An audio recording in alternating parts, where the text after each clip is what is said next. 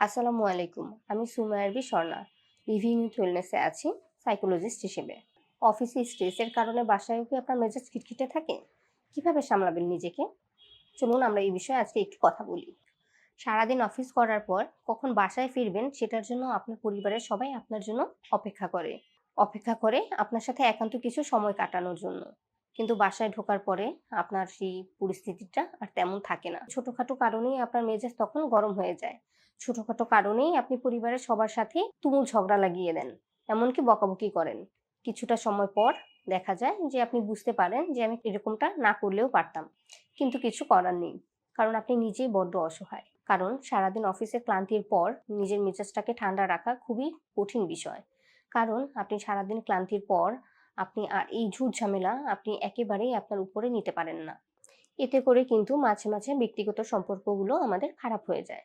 অফিসের স্ট্রেসের কারণে মানসিক চাপটা যদি আমরা সামলে নিই তাহলেই কিন্তু এসবের আর ভয় থাকে না।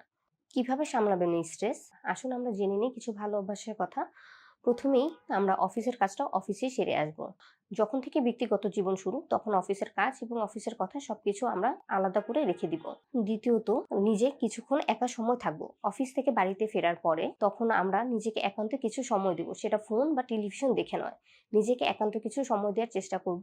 এরপর পরিবারের সাথে ব্যক্তিগত সময় কাটানোর চেষ্টা করব। এরপর নিজেকে আনন্দ দেয় এরকম কিছু কাজ করব।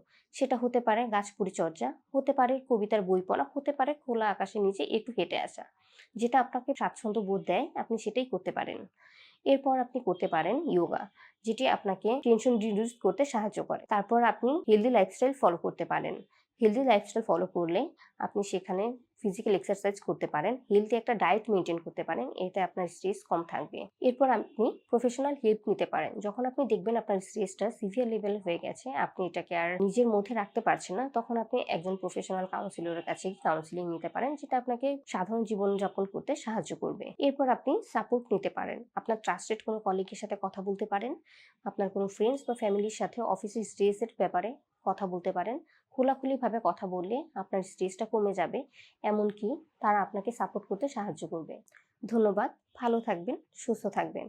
মানসিক সেবায় যেকোনো প্রয়োজনে আমাকে অথবা লিভিং উইথ ওয়েলনেসে ইনবক্সে আপনারা যোগাযোগ করতে পারেন, অথবা নিচে দেওয়া নাম্বারে আপনারা যোগাযোগ করে আমাদের সাথে কনসাল্টেট করতে পারেন। Thank you.